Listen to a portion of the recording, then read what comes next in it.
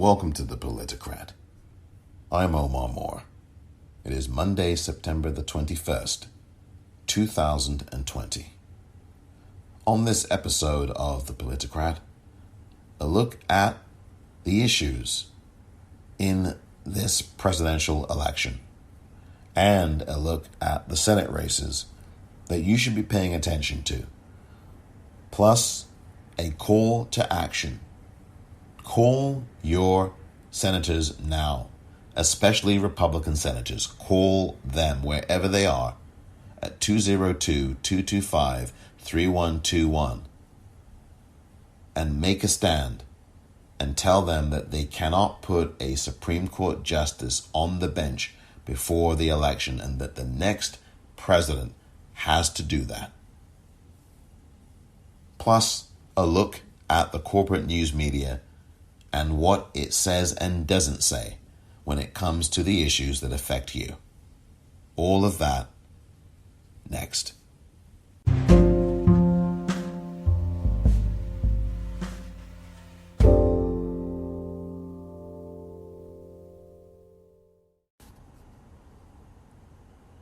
Welcome back.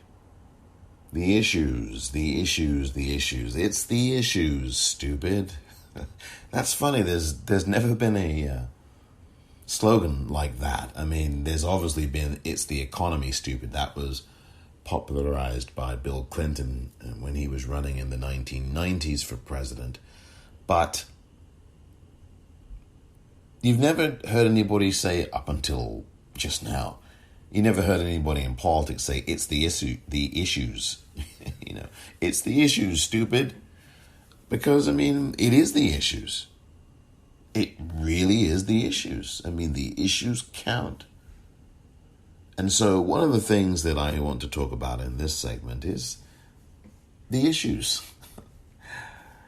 Because, yes, there is a very real existential threat. And the issue is very clear. Presiding overall over everything is that, look, there's a very good chance that if Donald Trump, it's better than a very good chance, it's a certainty that if Donald Trump wins another 4 years in the White House, this country will no longer be a country. You will not have a right to choose. You will not have a right to vote. I mean, I know there's no right in the Constitution to vote, but I'm saying that people who won the right to vote without having their vote stopped will no longer have that. You thought that the erasure of Section 4 of the Voting Rights Act was something in 2013. You won't have any voting in this country. And you certainly won't have black people able to vote. You won't have Asian people able to vote. You won't have Native Americans able to vote. You won't have Latinx able to vote. You will not have immigrants who are new citizens able to vote. I'm telling you, that's going to go away. Why do I say that? Well, because the Supreme Court will make it so. And if the Supreme Court gets this sixth justice, conservative, onto the court, it's over for another 60, 70 years. The next 60 to 70 years will be all about a woman not having a right to choose. It will be all about no ability to really vote in this country. A lot of other things will be rolled back. 100 to 200 years of progress will have been wiped off the boards. So before I even get started on the other issues, that's the big issue right now. And that means that you've got to call your senator and you've got to call your two senators, but you've also got to call Republican senators. If you do not have a Republican senator in your state, make sure you call Republican senators also. And I would call them on a daily basis, quite frankly. I really would.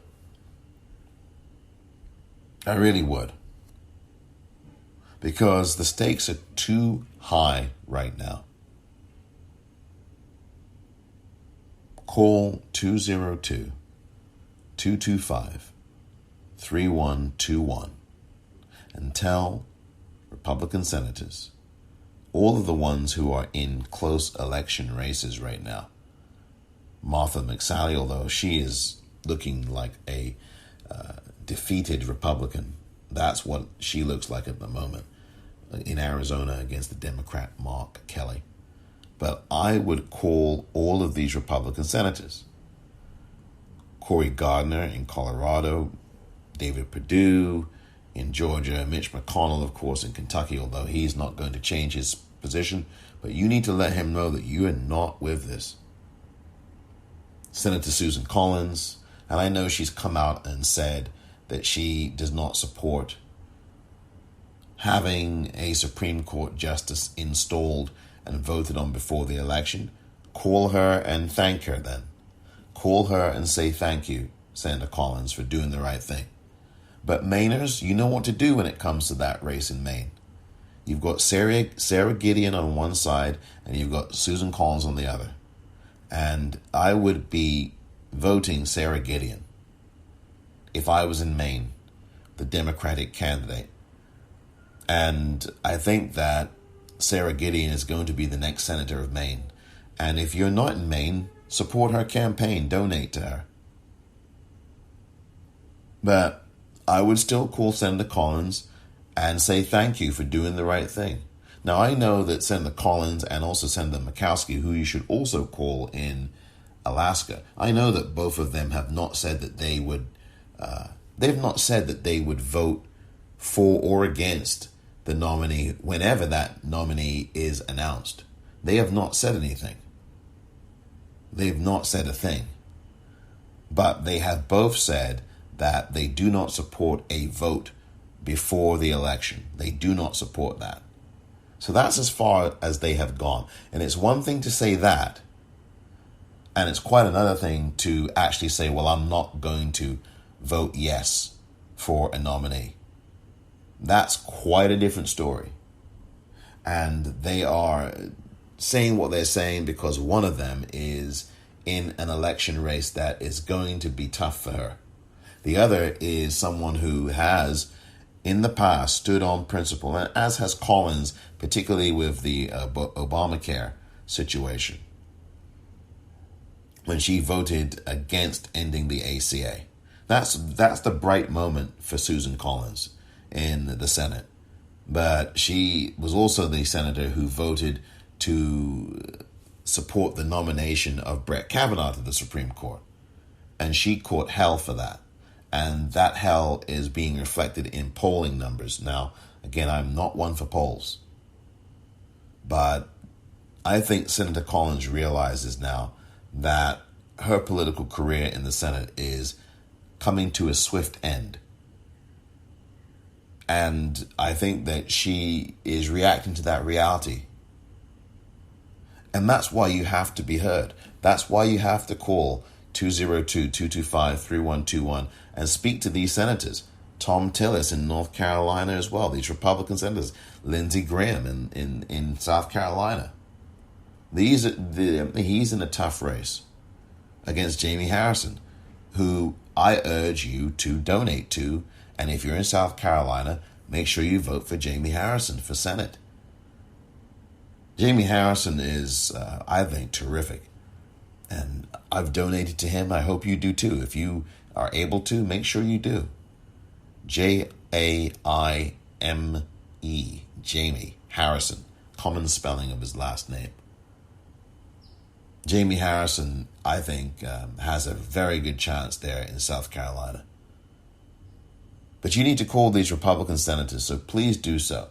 Tell them that you do not support having a new Supreme Court justice rammed through by Election Day. And in fact, just tell them that you do not support a Supreme Court justice being put on the bench before the election, and that whoever wins the election for president should be the person picking that judge.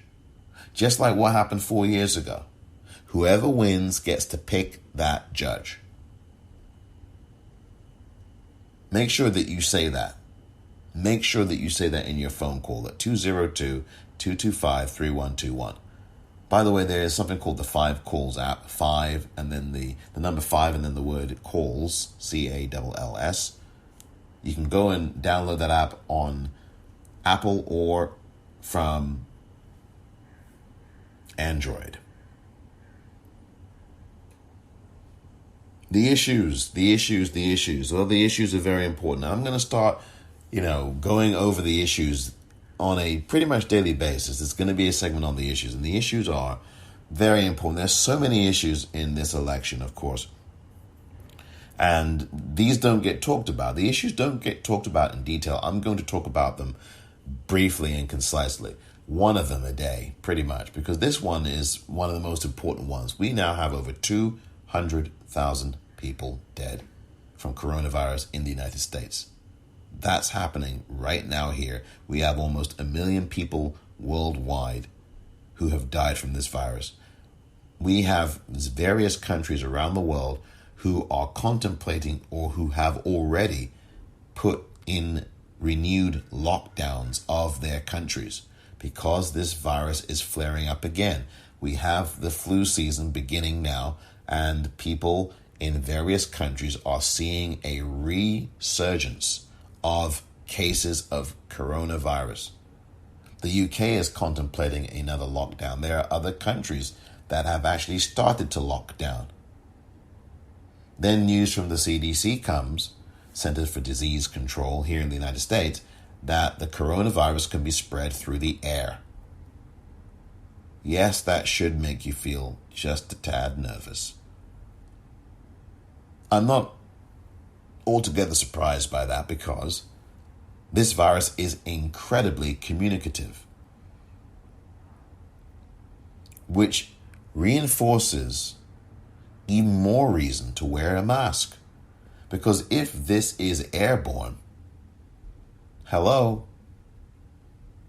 it gets in your nose, it gets in your mouth. Someone sneezes, that's how it travels through the air. The particles carry that, right? The particles of, your sneeze or your cough carries that through the air. So that's not surprising to me that it's airborne. And those particles float through the air, and if you don't have a mask on, you are more susceptible to getting this virus than if you do have one on. So it makes sense to wear a mask. But healthcare is one issue that I'm going to talk about, is the issue I'm going to talk about today. Because obviously, this election really is between the two presidential candidates, and it should be framed as life or death. That is really the campaign slogan for Joe Biden. It should be life or death, because that is really what we're talking about here. The life or death of you and your family, the life or death of the United States of America. Do you vote for life or do you vote for death? Because if you have watched and you have not been under a rock or in a cave for the last 4 years, you will know that Donald Trump has presided over death. He is the leader of a death cult. He has people packed into his rallies with no physical distancing, inside or outside. Remember in Tulsa 3 months ago that there was a rally there, and people have forgotten this already. People were taking stickers off the chairs, off the seats that were physical distancing stickers. So it would say, don't sit here, don't sit here, don't sit here. And you have people peeling those stickers off the seats. Now, granted, there was only a small amount of people who ended up going to that Tulsa rally indoors, but people got sick. And we only heard, of course, about Herman Cain, who died from coronavirus. And it was he who contracted that virus from that rally. He didn't have a mask on. He wasn't physically distanced. And you've not heard whether or not, at least nationally, you've not heard whether or not other people got sick from attending that rally. You've not heard. And by the way, the testing is so poor anyway, and the tracing is so poor, you wouldn't really know. But we know that Herman Cain died from it. This is a guy, Donald Trump, who presides over death. He destroys. He is a destroyer. And he knew how deadly this virus was in February, and he allowed people to die. As I said before, I think this guy is a murderer. So this situation with healthcare and the coronavirus are the two most important things, I think, in this election. Let's look at both candidates and where they stand on healthcare. Joe Biden supports the Affordable Care Act. He wants to strengthen the Affordable Care Act. He wants to use a public option. He also is in support of maintaining the framework of the ACA, which is the same thing as Obamacare. And he just wants to continue to strengthen it. Now, there is a plan which I'm going to post in the notes of this episode that Joe Biden has extensively. Now, that's what Joe Biden's position is. Strengthen Obamacare. Provide public options for those who want one. Now, public options really do not let medical insurance companies off, health insurance companies off the hook. They don't. Public options really allow the health insurance company to stay involved in the game. In fact, Obamacare does. Obamacare allows the healthcare corporations to stay involved in the game. They do. What the thing is with Obamacare is that Obamacare is a subsidized thing, because what happens is that people who go in and use Obamacare are paying reduced rates. And what's happening is that those reduced rates are paid in by the person who has Obamacare. That's what that is. That's exactly what Obamacare is. And that does not take the healthcare corporation out of the equation. It just means that that less money is being paid to them. Now, with the downside to Joe Biden on the issue of healthcare is that he does not support Medicare for all. Now, Medicare for all would be a government-run program. And Medicare, as it is presently run, and Medicare began in 1967 with LBJ, who got it through, it was passed, and he signed the legislation. And the one thing that Republicans said to him is, look, if you're going to have this go through, 20% of this has got to be taken care of, not by the government, but by other entities, meaning you, the person who has Medicare. And Medicare is for people 65 and over in this country. Medicare Part B is the 20% of Medicare that does not get paid for by the government. So the person still has an out-of-pocket cost. Now, it's fairly small, I think, depending on who you are, but that is what Medicare is. Now, Medicare for All is a program that Bernie Sanders, of course, he wrote the bill on. He wrote, as he says, he wrote the damn bill. Medicare for All would be expanded not just from people who would be expanded from 65-year-olds to everybody. Medicare, hence Medicare for All. That's a government-run program. And contrary to people who say otherwise, it would not result in you losing the insurance you have. One of the things that people complain about with Obamacare is, Obamacare presents problems and it doesn't do this and it doesn't do that. And that may be true for some people. But this is why Joe Biden wants to strengthen Obamacare and give options to people. And that's what he is proposing. That's what he talks about in this plan that I'm going to give you a link to. I don't expect that people are really going to read through that plan, but it's comprehensive. People really should. But I know that many people won't. Some people will, though. So that's the thing. The key thing is that Medicare for All covers everybody. It would cover everybody, and it would be cheaper to implement than what we're doing right now. So that's the downside to Joe Biden in terms of healthcare.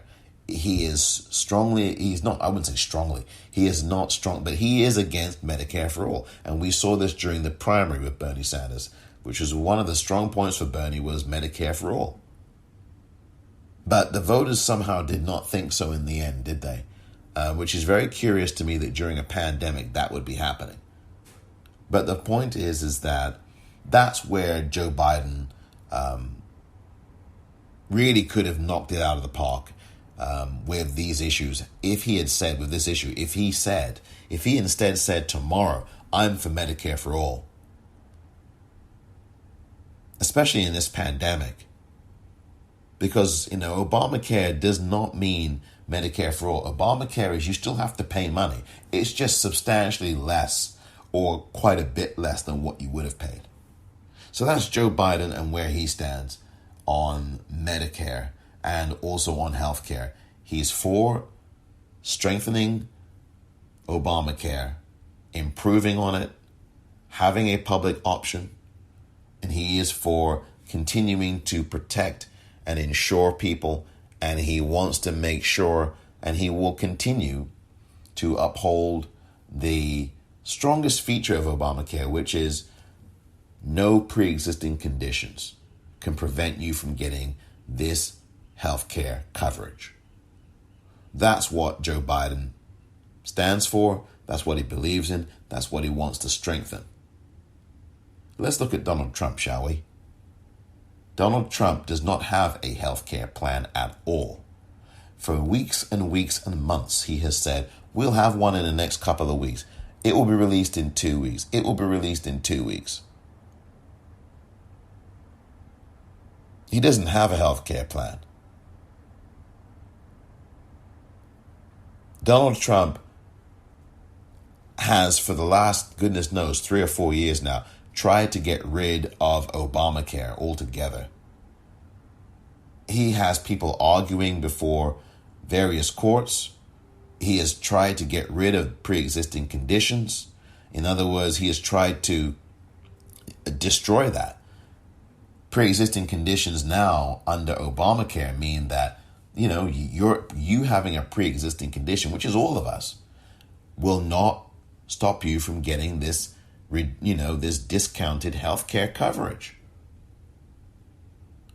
But what Donald Trump is trying to do is say, no, if you have a pre-existing condition, you don't get this care. And not only is he doing that in courts right now, as he lies and said, no, I'm not going to do that to you. He's doing it. His lawyers are doing it. Not only that, he's trying to completely destroy and get rid of Obamacare altogether. And by the way, on November 10th of this year, that's just 1 week after election night, there will be an argument in the U.S. Supreme Court, before the U.S. Supreme Court, which at that point will have only 8 justices on it. And that argument would be heard before the Supreme Court by lawyers for Donald Trump to try to get rid of Obamacare completely, which means that 20 million people would lose their health insurance. 20 million people. And anybody who has a pre-existing condition would no longer be able to have a protection for health care amidst a pandemic. That is what Donald Trump wants to do to health care. And he doesn't have a plan. His plan is, I don't have a plan. Republicans have been like this for many a year. They have no plans for health care. Same thing during the Obama years. You had Republicans in the House and Senate talking about, well, yes, we're going to have a health care plan. And they never put one forward. And the reason why they never put one forward is because they don't have one. While they themselves use insurance that protects them, they don't want you to have a plan. And so Donald Trump has no health care plan. So if you're thinking of voting for him, he has no health care plan. None. And he wants to end Obamacare. You know that a lack of health care insurance in this country is the leading cause of bankruptcies? It's one of the leading causes of bankruptcies, if not the leading cause of bankruptcies in America, is not having health insurance. So you have to do all these, things to try to get, this is so inhumane to be living in the richest country on the planet and people have to foreclose on their homes. People have to sell their homes so that they can get health care, so that they can have coverage. You have to sell your home. That is inhumane that you have to do that, because it's inhumane that you would have to put people in a position where they have to do that, because there's no health care coverage for everybody. There is no government-run health care program. And people have been afraid and bamboozled for years. Oh my gosh, that's socialism. Oh my gosh. And somehow that argument somehow works for some people, even though, never mind that the fire service, fire departments, that's socialism. Public libraries, that's socialism. People picking up your garbage, sanitation workers, that's socialism. We do live in a country that has many forms of socialism in it. But the thing is that people aren't socialized to believe that. They don't understand that that's the case. Police departments, socialized. There's so many different things in your everyday life that are parts of socialism. And people get scared off. Oh my God. Government-run healthcare has worked pretty darn well in all these other countries. The United States is the only industrialized country that does not have guaranteed government-run healthcare. That they don't have it. We do not have that here. And if you look at the rates of death and all those other things in this country, and heart ailments and other health ailments, compared to the other countries, you will see the countries who have government-run health care that protects everybody, the rates of heart disease and all these other things is far, far lower in these other countries than it is here in the United States. Because the United States does not have government-run health care. And it doesn't have health care where people can be comforted in the knowledge that, oh, I got this severe thing that happened to me. Oh, I can go to the hospital. I can go there and know that this is going to be paid for by the government. South Korea has excellent healthcare. Denmark has excellent healthcare. The UK's healthcare is robust. Much better than here. It has its issues, but the National Health Service is much stronger than what we've got here. And yes, the NHS has its issues, but my goodness me, at least they cover you. Canada, the neighbor to the north here in the US, heck, their healthcare system is much better than here. Prescription drugs, they cost next to nothing in Canada, just across the border. And you're paying hundreds of dollars, thousands of dollars for prescription drugs here. Donald Trump wants to continue to raise those rates. So, the choice is pretty clear. Donald Trump wants to eliminate Obamacare and eliminate any kind of pre-existing conditions at all, meaning that what he wants to do is say, oh, you've got a pre-existing condition, you can't get health care. You can't get affordable health care. That's what Donald Trump is saying. That's what his lawyers are doing. His lawyers want to get rid of Obamacare and wants to reinstate these pre-existing conditions. Oh, you've got something that happened to you 20 years ago? You can't have health care. You can't have affordable health care either. You can't have that. You're just going to have to pay through your nose. So that is the issue of health care. It's a very important one. And that's just one of the issues. and where the two candidates stand on that issue. There will be more issues to come, and I'll be talking about them as we continue on with this election. They are now, again, 44, or is it 43? There is now 43 voting days left of this election season, so make sure you vote early.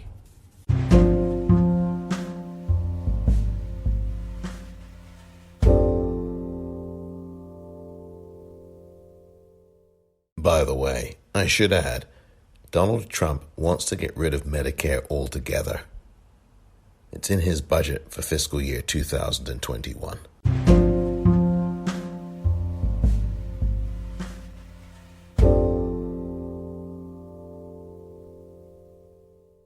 By the way, if you missed it last night, Sunday, there was a press conference held by the minority leader in the Senate, the Democratic Senator Chuck Schumer, and the House Representative Alexandria Ocasio-Cortez, AOC. They came together in a show of unity to stand up and declare that the seat for the U.S. Supreme Court not be decided upon until the winner of the presidential election has been announced.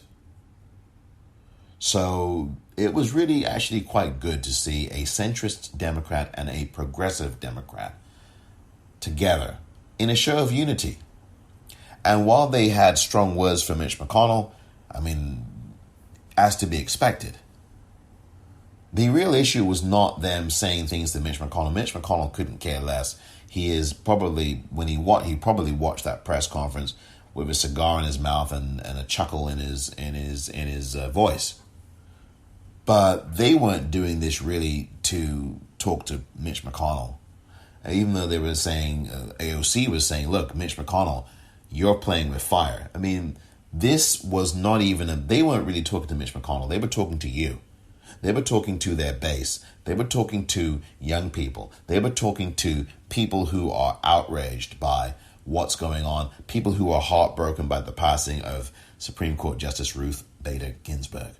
That's who both Chuck Schumer and AOC were talking to last night in their New York press conference, standing outside James Madison High School, which is, by the way, where Ruth Bader Ginsburg went to school in Brooklyn, New York. Chuck Schumer went there as well. And both of them were exhorting people to call their senators and call Republican senators, as I've said here. So make sure that you call your senators, call Republican senators as well. And that message last night from AOC and from Chuck Schumer was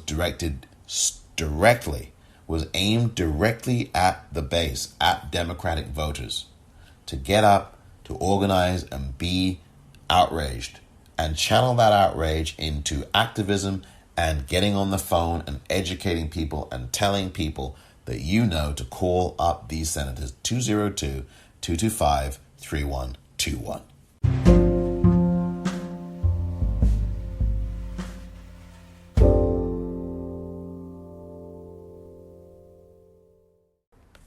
Man, who would have expected the ride we're all having right now? This is pretty amazing, and, who would have thought that this circus would come to town? But, it may not be good for America, but it's damn good for CBS. That's all I got to say. So, what can I say? It's, the money's rolling in, and this is... Polls are open. This is fun. We had a debate a couple of weeks ago with 14 million people on a Saturday night. It's amazing. That's all I can say. Do you look at the Trump phenomenon as impacting ad spend? Because while he's got lots of money, he's got a lot of free media as well. Yeah, he's getting a lot of free media, but all that's happening out there's a lot of money in the marketplace. There's a lot of money in the marketplace, and sure, is Donald, they're not even talking about issues. They're throwing bombs at each other, and I think the advertising reflects that. Most of the ads are not about issues. They're sort of like the debates. They're saying he did this or he did that. It doesn't say what I stand for. It's, it is, I've never seen anything like this. And, this is going to be good year for us. Sorry, it's a terrible thing to say, but bring it on, Donald. Go ahead, keep going. Don't write. Somebody, I said that at another investor conference. The next day, some blog put out, Moonves supporting Trump wholeheartedly. I said, no. I'm not taking it aside. I'm just saying, for us economically, Donald's place in this election is a good thing. CBS is a hedge on Right. Trump. Exactly. That's what you're saying. Got it. And that is exactly the reality of the news media in the United States. The corporate news media has this mentality still. And that was Les Moonves, at that time in 2016, the president and CEO of CBS. Now, that was from an investor conference in San Francisco, California. And again, it was around February of 2016. And that is exactly what Les Moonves said. Now, we also know that Les Moonves has been accused by many women of attacking them and violating them and sexually harassing them. And the allegations, and these are extremely serious allegations, resulted in Les Moonves' dismissal from CBS. And by the way, Ronan Farrow, who is one of the great investigative reporters here in the United States, has written extensively about Les Moonves and his criminal behavior. I mean, quite frankly, these are crimes. These are crimes. Violating women. And I think Les Moonves should be behind bars at minimum. I mean, he should be behind bars.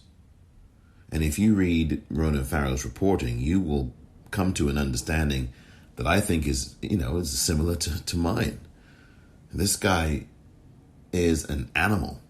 I mean, he should be behind bars for what he did to women. I believe he did all of these things that they are making allegations about. It's sordid. It's just so evil. And so that is the person who made that comment 4 years ago. And he's telling the truth. The corporate news media does not care about issues. I mean, he said, well, the advertising doesn't reflect the issues, and they're not even talking, and he was talking about the Republican debates at that time. Well, the Republican debate, they're not even talking about issues. Well, guess what? The corporate news media doesn't ever really talk about issues unless it's tied to Donald Trump. I mean, this has been the case in terms of a deliberate failure to cover issues for decades now. The corporate news media, since Bill Clinton in his infinite wisdom decided to deregulate it from a place where you had 320 odd companies owning the media to now just 5 owning the media, the corporate news media. I mean, for the last 30 years, it's been like this, pretty much. The last 25 years. And now all you have is people on news media, whether it's CNN, MSNBC, and I'm sure the same is true of Fox. They're talking about nothing except for who's this good for, who's it bad for. And it's not even who's it good for in terms of whether it's good for you, the American public, or whether it's bad for you, the American public. What they are talking about is it good for Donald Trump? Is it good for Joe Biden? Is it good for the Democratic Party? Is it good for the Republican Party? I mean, that is the way the frame is in all of these corporate news, cable, television programs. Nothing at all about you. Nothing at all about the issues that affect you on a daily basis. Healthcare.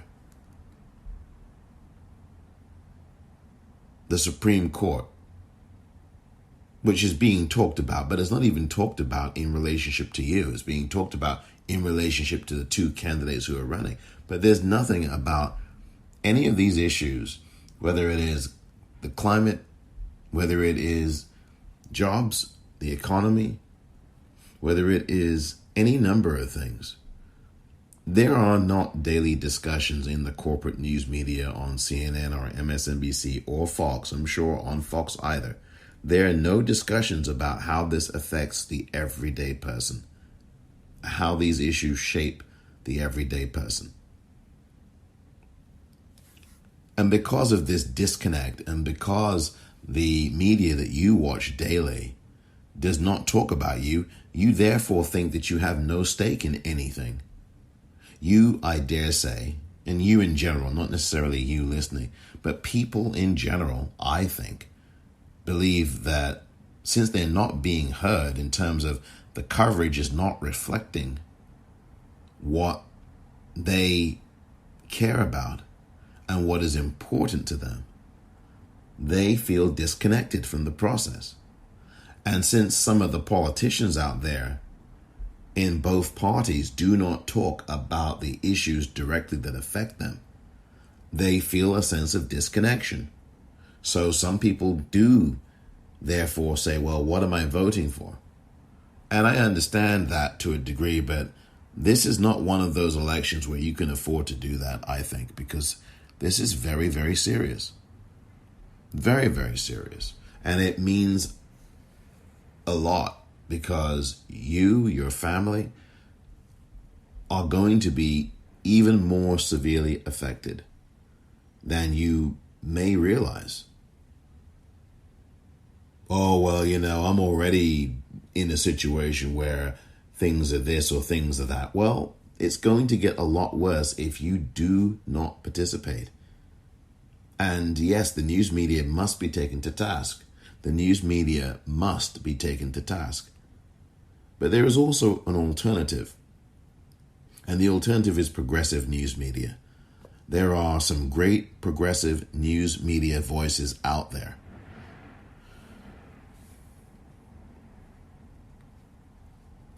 The progressive news media in the United States offers some very important voices, giving you news that you may not hear elsewhere, and also speaking about the issues that affect you. And this is something that you will not get on the corporate news media. You just won't get that.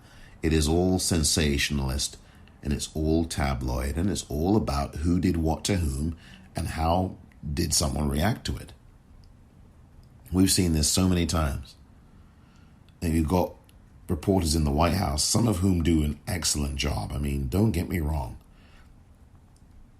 There are,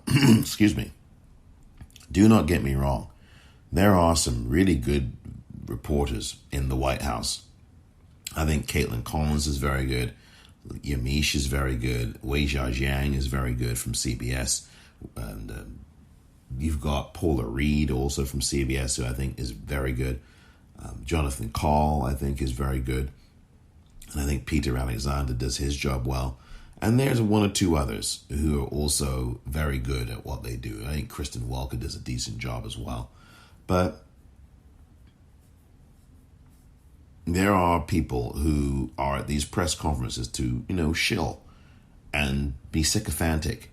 People who ask Donald Trump, well, what do you think about this? Can you react to what Senator Collins said? Can you react to what Senator Lisa Murkowski said? And this kind of reporting is not even reporting. It's enabling somebody to get up on a soapbox and lie and insult and divert from the issues that affect each and every one of us. So as long as you have reporters not pushing Donald Trump to answer questions that are important, you're always going to get this kind of sensationalist, tabloid, talk show type news reporting. And you can go to places where you won't hear that. And the ways that you can do that is by going to progressive news media stations and organizations. In this vast ocean of corporate news media and the dominance of these companies that control, all the media, practically 97% of it, there are a small group of places that you can go to where you get a completely different perspective, something that's more eye-opening and nourishing for you. And especially at this time in the country's history, you might want to think about checking out people like Randy Rhodes, R-A-N-D-I, last name R-H-O-D-E-S, Randy Rhodes. She does a great radio show, and actually is also available on video as well. Every day, weekdays, from noon Pacific to 2 p.m. Pacific, which is 3 p.m. Eastern to 6 p.m. Eastern. Excuse me, to 5 p.m. Eastern, 3 to 5 Eastern time, Monday through Friday. You've got Tom Hartman, another progressive voice, important voice, and he does his show from 12 p.m. Eastern to 3 p.m. Eastern. Then you've got people like Roland Martin. Roland Martin has his show, Roland Martin Unfiltered. It's a good show, very important news about what's going on in the black community. You get to hear from a range of experts on the economy, on science, on medicine, and so many other things. You know, when you watch the corporate news media, you only see black people on it when it comes to the election, when it comes to racism, or when it comes to genocidal police. That's the only 2 or 3 times. Or when a black politician is saying something and you have black analysts on to respond to it and analyze what's going on. I mean, those are really the only times that you have black people on the corporate news media for their opinion. I mean, I'm not even being crude about that. That's just the truth. So I think it's imperative that people do listen to Roland Martin. And his show is available at Roland S. Martin. That is on Instagram. That is on YouTube at Roland Martin Unfiltered. You can go and type that into the YouTube search engine.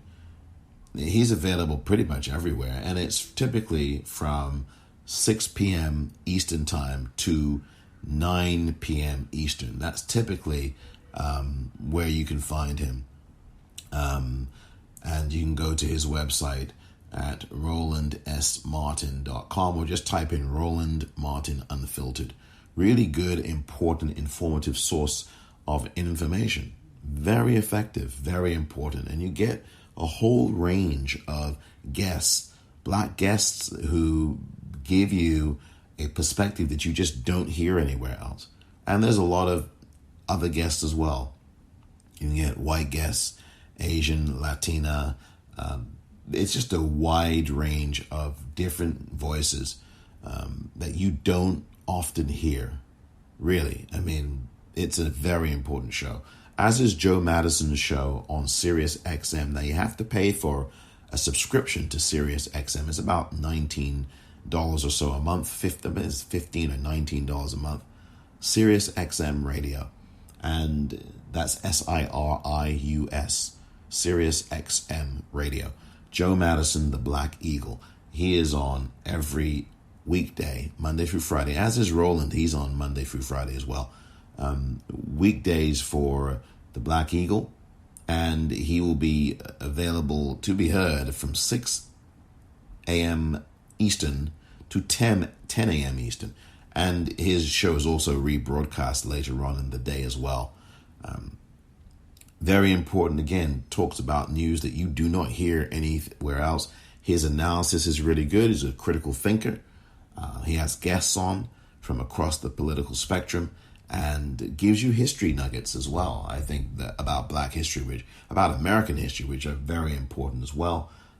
He does it on a daily basis. Heck, I should start doing things like that here because I just think it's really important.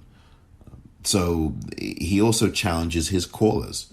What are you going to do about it? This is something that he asks every caller, pretty much. Challenges them to come up with what the solution is for them. What are they going to do to change the situation that's going on in politics, that's going on in their daily lives? So very, very important show. And also Democracy Now!, Amy Goodman's show, which can be found on PBS, which can be found on all kinds of stations, can be found online at democracynow.org.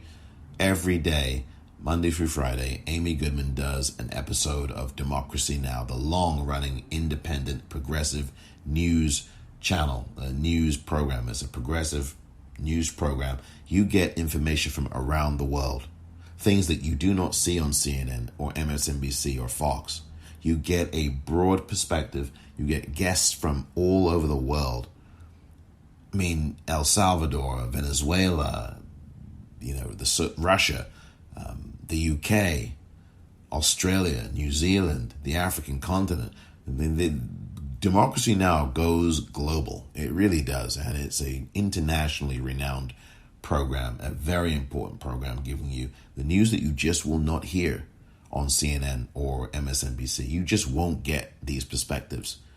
And it's got a wide range of guests. So these are the ways I think that people need to get engaged, as we are now, 43 or 42 days away from this election. I mean, we are so very close. And again, I need to remind people, because it's very important to remind people of this, that we have now 43 voting days. It's actually 43 voting days left in this election. 43 voting days, which means that if you are in an early voting state and your state has begun early voting, you need to vote if you have not done so. And you really do need to do that now. I really do strongly recommend that you vote early. And I'm going to keep saying that. It's very important that you do. There are at least 14 states that are already early voting. Some voting early in person. We've seen that obviously in Virginia. And then there are some states that are voting by mail. And such states include Pennsylvania and New York, and also Alabama as well, among others. So I continue daily to update the voting list that I have on my Twitter page, which is a pinned tweet at the Popcorn REEL. So I do advise you to make sure that you are educated on voting, be acquainted with the voting rules in your state, and don't forget, folks, that we must participate. If we want the institution of voting to continue, we must participate in it and not sit home and not write in candidates. That does not help. It really doesn't. We have to strengthen institutions. And even if we don't agree with those institutions, and specifically, I'm talking specifically about voting here. Voting is so important. And there is a movement that has been long underfoot in this country, mostly, from Republicans in particular. That is a movement to try to convince you that voting doesn't matter. And that kind of cynicism is about designing, and it is specifically designed to keep you at home. It's specifically designed to have you give up, because there is no one out there in the news media telling you the importance of voting. Well, there are some people doing it, but the parties aren't emphasizing it.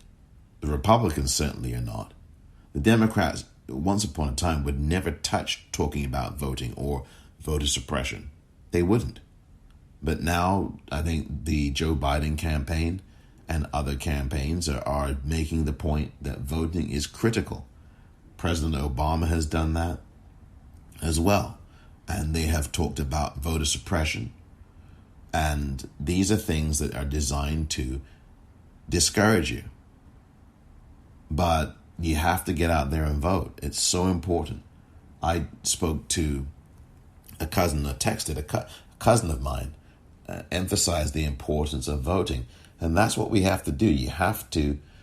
Now, look, in some families, it may be difficult to talk about voting, but it really shouldn't be difficult to talk about voting. It may be difficult, I should say, to talk about particular candidates. Now, that might be something that is challenging for some people. But it is, particularly when it's about talking to family members or friends.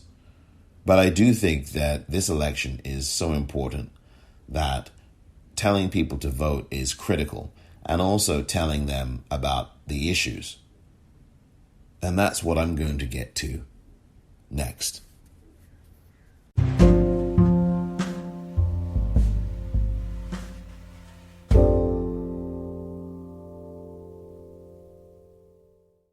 I'd be remiss if I didn't mention Free Speech TV. Free Speech TV, another progressive network that you can look at 24 hours a day, 7 days a week. Free Speech TV can be found on the internet at freespeech.org.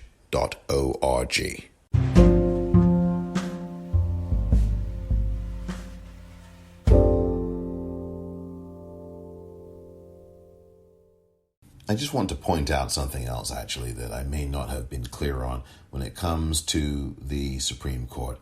And the Democratic Party needs 3 Republican senators. I mean, you hear that they need 4, and yes, they do need 4. I mean, they really do. Optimally, they need 4 Republican senators to vote with them to prevent the nominee, whoever that's going to be, to the Supreme Court from being voted on before this election or before the end of 2020. So far, there are 2 Republican senators who have said that they are not going to support having a nominee being voted on before the election. Those 2 senators are Susan Collins of Maine, and on the opposite side of the country, and one of the non-contiguous states in the country, Alaska, Senator Lisa Murkowski has said the same. Murkowski is not going to be up for re-election here. This is not a re-election year for her. For Susan Collins, the senator out of Maine, it is. So that's those 2 senators. Optimally, the Democrats would like to have 2 more, and you really do need 2 more. But those could be Mitt Romney is possible, although you never know. He does have some principle. He's shown that, obviously, with his vote to convict Donald Trump for abuse of power in the sham trial that Mitch McConnell held on impeachment this past February. We know that. So he does have some principle and some integrity. But will he go along with Collins and Murkowski, or will he not? We'll see. And then there's one more senator that you'd have to look at in the Republican side, on the Republican side.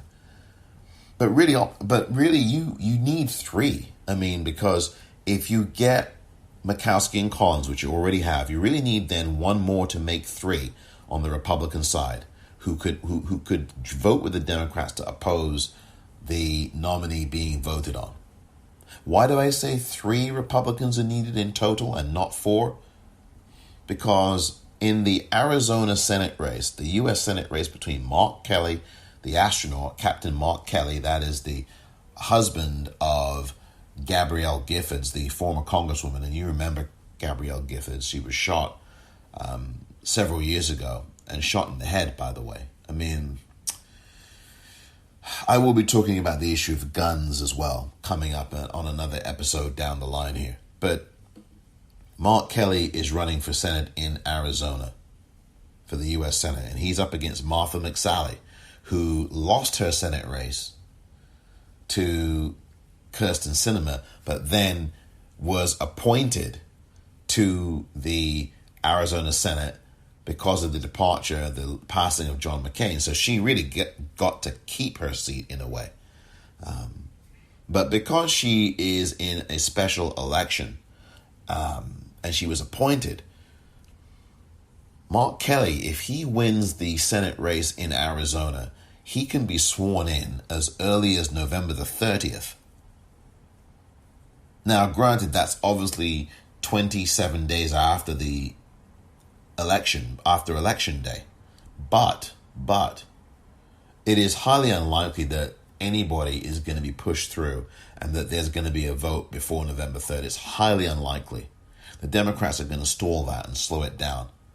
They have procedural mechanisms that can do that. So it's highly unlikely that you're going to see a nominee that Donald Trump would announce that was going to get voted on and confirmed before November 3rd. That is just out of the question, quite frankly. But it could happen afterwards.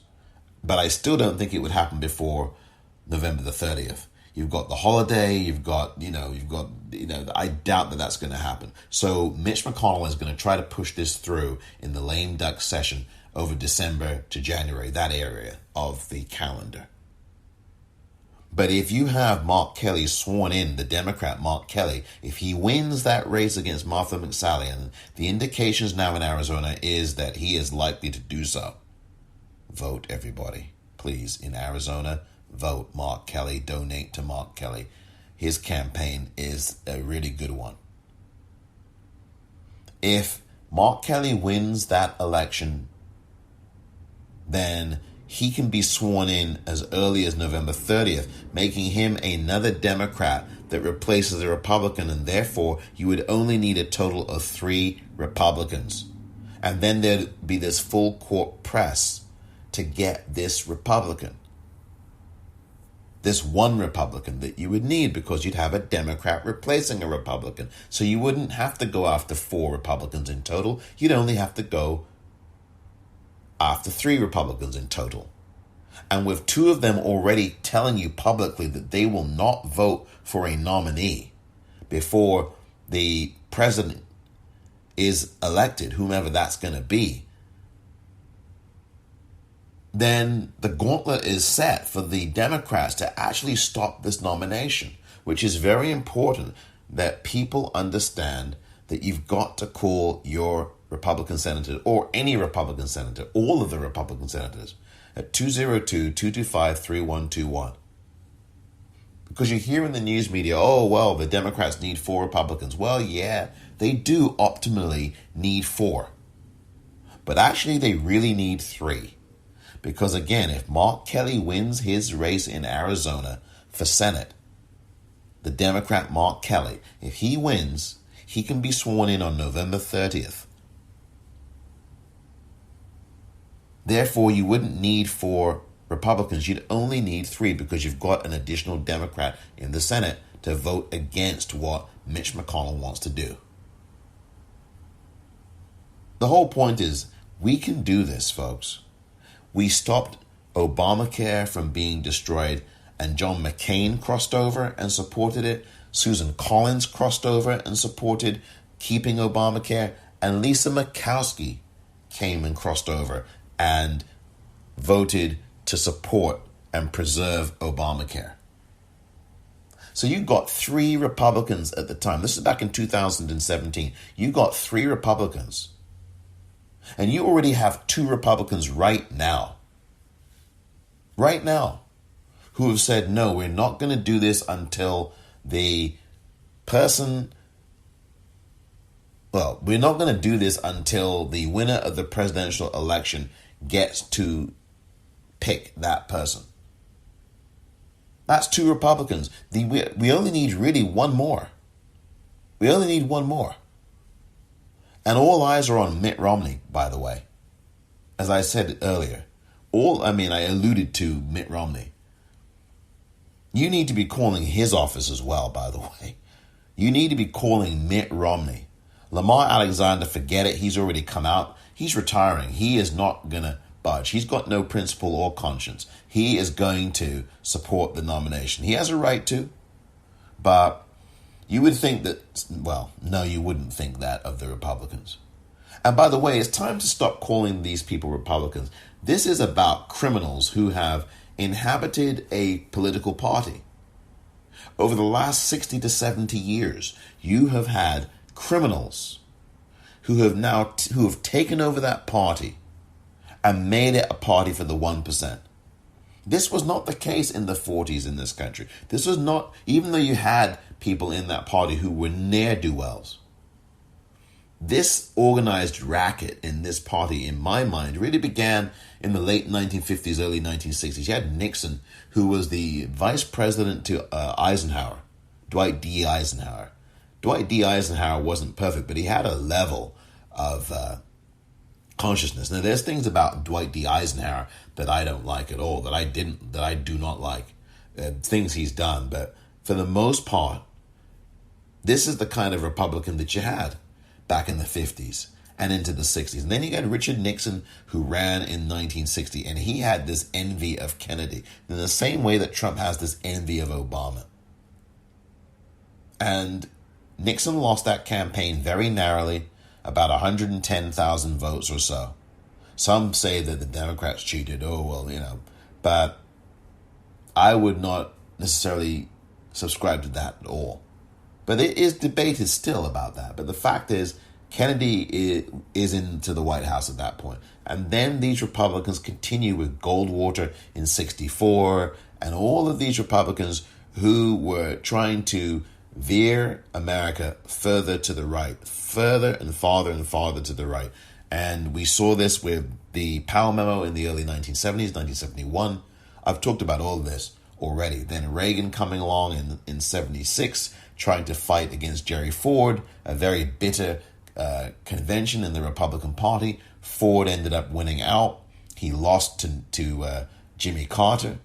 Carter went up against Reagan in 80, and the rest is history.